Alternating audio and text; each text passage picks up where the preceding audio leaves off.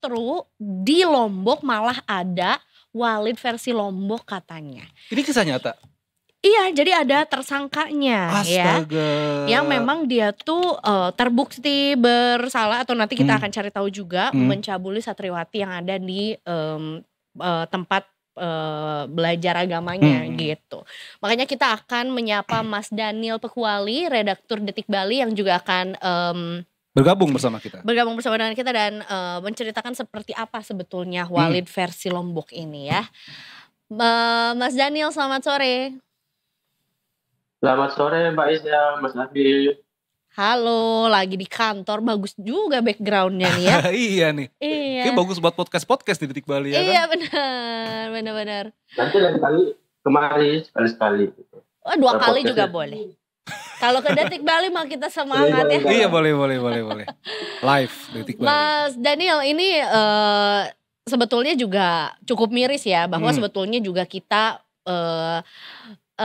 membuat lelucon lah ya soal sosok Walid yang memang adanya di sinetron atau di series ini, di film ini gitu. Karena ini memang kisah fiktif gitu. Tapi ternyata justru ada Walid versi Lombok gitu. Boleh diceritakan sebetulnya seperti apa kasus ini dan bagaimana sebetulnya akhirnya kasus ini bisa terungkap, Mas Daniel?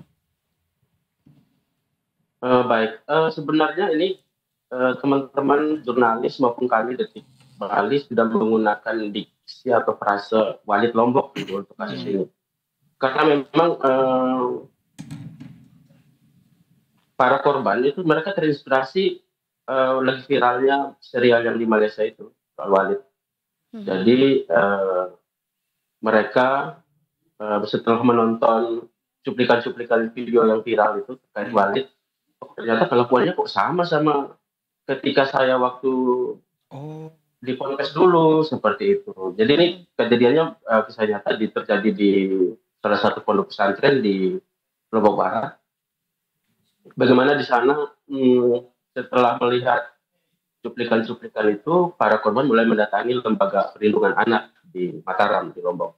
Nah di sana mereka menceritakan bahwa kami selama menjadi santriwati di sana, ternyata mengalami hal serupa seperti yang dilakukan Walid dalam serial Bidah itu seperti itu. Mereka dijanjikan untuk salah satu modusnya itu pimpinan pondok pesantren ini meraba-raba terus mencabuli mereka, bahkan bersetubuh dengan mereka dengan alasan dengan modus bahwa saya akan menjamah rahimu nanti akan melahirkan anak-anak yang kelak akan menjadi wali. Modus seperti itu dibawa dengan embel-embel karena dia merupakan salah satu tuan guru, di mana di Lombok adalah tuan guru adalah orang yang paling mengerti agama, dinilai seorang orang-orang yang betul-betul mengerti agama, dan ya kekuatan itu atau predikat itu yang digunakan untuk mengelabui santriwati itu. Sekarang mereka berani bersuara setelah mereka keluar dari pondok pesantren itu dan setelah melihat cuplikan-cuplikan dari serial Walid itu.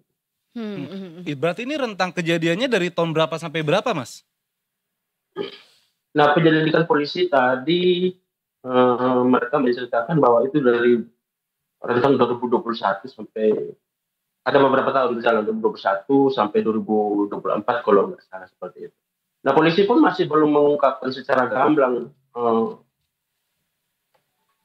soal kasus ini karena mereka tadi malam baru saja, ini kabar terbaru bahwa tadi malam mereka sudah memeriksa AF Ahmad Faisal. Dia itu adalah salah satu dia yang merupakan menjadi pimpinan pondok pesantren di sana, ketua yayasan yang sekarang sudah ditahan atas tindak pidana pencabulan dan persetubuhan terhadap santri-santri itu.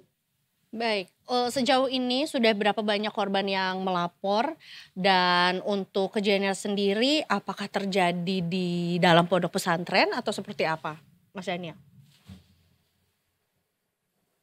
Jadi setelah kasus itu viral, maksudnya serial itu viral kemarin, sekitar ada 7-8 orang melapor ke LPA, Lembaga Perlindungan Anak di Mataram. Setelah itu mereka mereka menduga, termasuk lembaga perlindungan anak menduga bahwa ini korbannya ada sekitar lebih dari 10 bahkan 20 orang. Nah tadi kami dapat informasi terbaru, kabar terbaru dari hasil pemeriksaan sementara dari polisi di Polresta Mataram.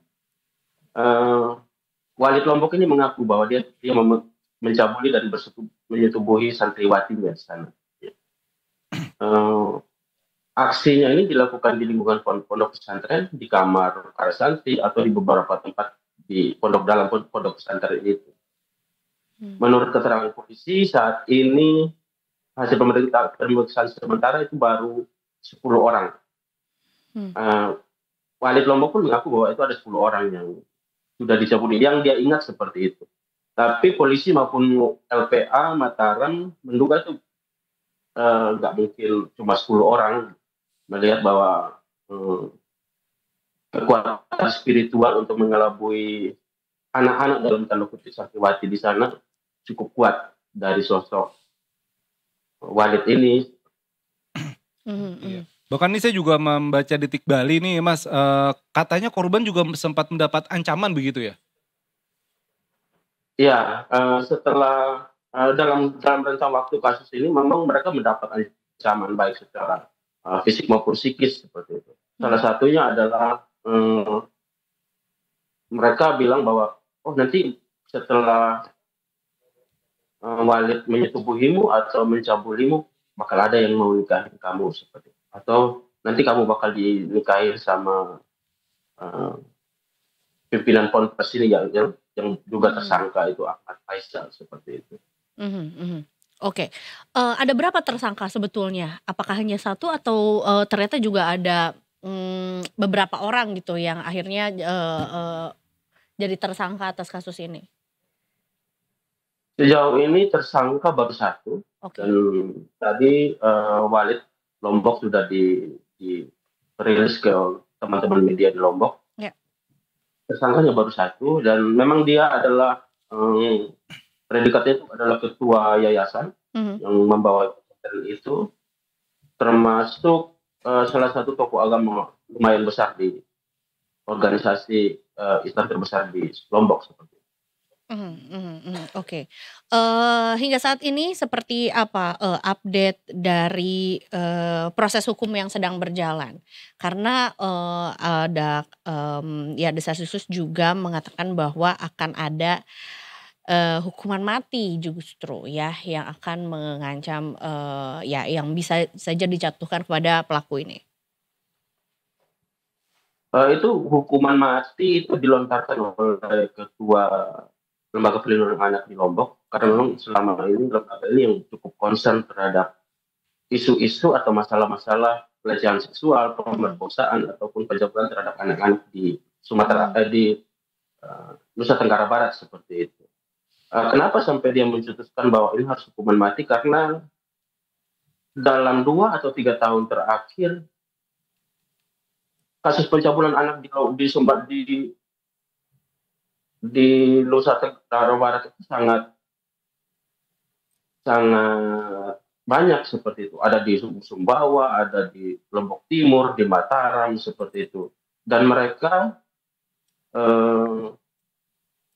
semua itu menyasar korban anak-anak santriwati dan dilakukan di dalam pondok pesantren. Ada bahkan bukan hanya santriwati yang menjadi korban, tetapi beberapa santri pria pun dicabuli seperti itu. Itu kejadiannya di Lombok Timur.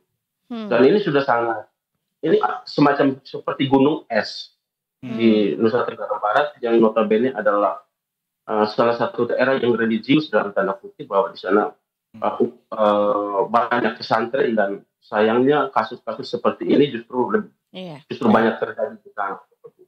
Dan kasus abuse of power itu data adanya di pesantren-pesantren di sana. Makanya dia mendorong bahwa ini harus hukuman mati. Nah, untuk perkembangan sekarang seperti yang kami ungkapkan tadi, bahwa polisi baru menetapkan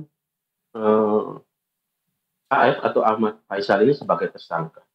Dan penyelidikan masih terus berjalan dan polisi sekarang saat ini fokus pada penanganan perkara untuk mencari korban-korban yang lain. termasuk mendampingi secara psikologis korban-korban yang sudah melapor, karena sebagian besar mereka masih di bawah umur kejadian. Iya, bahkan ini Gubernur NTB Pak Lalu Muhammad Iqbal juga sudah mendatangi korban ya Mas ya, memberikan support gitu ya. Kemarin Pak Gubernur sudah mendampingi atau mengunjungi beberapa korban di Lembaga Perlindungan Anak. Di sana mereka berkoordinasi terkait masalah itu seperti itu. Dan memang ada dorongan kepada pemerintah, terutama kepada Kementerian Agama, Kanwil Kemenak di sana, karena mereka sebagai regulator dan untuk menjalankan fungsi pengawasan yang lebih ketat terhadap pondok pesantren yang ada di sana. Baru-baru ini memang setelah kasus banyak mencuat di pondok pesantren di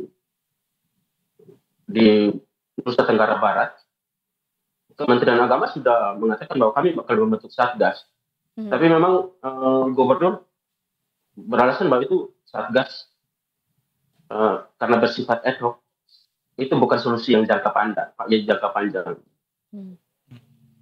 Harus nanti membentuk suatu regulasi dan betul-betul pengawasan yang sangat ketat sehingga mitigasi kasus-kasus seperti ini tidak terulang lagi di pondok-pondok pesantren di sana. Untuk para korban dan kemudian juga yang sudah memberikan keterangan, yang sudah melapor, apakah sebetulnya juga sudah mendapatkan pendampingan gitu atau ya juga perlindungan gitu dari otoritas terkait, Mas? Sejauh ini penanganan dilakukan oleh Lembaga Perlindungan Anak pertama. Terus kedua di pihak kepolisian juga sudah melakukan pendampingan terhadap korban-korban melalui Pusat Perlindungan Anak atau Unit Perlindungan Anak PPA di sana. Sehingga korban-korban selain mendapat hak untuk mendapatkan pendampingan psikologis, mereka juga mendapat hak untuk keadilan. Sehingga ini untuk menjadi tolok ukur atau supaya jangan ada lagi aksi-aksi serupa di pondok pesantren selama ini. Betul, miris ya, karena memang juga pondok pesantren ataupun tempat menuntut ilmu gitu ya, tentunya juga harusnya menjadi satu ruang yang aman gitu ya. Iyalah, untuk pasti. Para santri belajar gitu ya. Baik, dan tentunya berarti kita masih menantikan juga ya update mengenai kasus ini gitu ya. Apakah sudah ada kabar atau tanggal kapan ini akan disidangkan atau mungkin ada prosesi lain dulu, Mas? Sejauh ini memang untuk persidangan memang masih lama karena fokus untuk penanganan hukum karena masih berjenjang, karena nanti kemungkinan besar bahwa akan ada lagi banyak korban yang kemungkinan besar berani melapor. Terus penyelidikan polisi dan penyidikan di aparat hukum kemudian naik ke diserahkan ke jaksa. Mudah-mudahan dalam waktu dekat sudah bisa naik ke persidangan atau mungkin saja akan ada tersangka lain dari kasus ini seperti itu. Mungkin ada yang bersekongkol dengan AF ini atau Wadi Lombok ini atau mungkin cuma dia sendiri seperti itu. Karena penyelidikan masih di kepolisian masih sampai saat ini masih berproses. Baik. Baiklah kalau begitu, terima kasih banyak atas informasinya sore hari ini. Mudah-mudahan juga pendampingan kepada para korban dan juga ya tuntutan lah ya kepada pelaku juga dan hukumannya bisa diberikan seberat-beratnya. Ya, terima kasih Mas Daniel Pakuali dari Detik Bali. Selamat sore dan selamat bertugas kembali, Mas. Thank you Mas Daniel. Selamat sore teman-teman, selamat bertugas.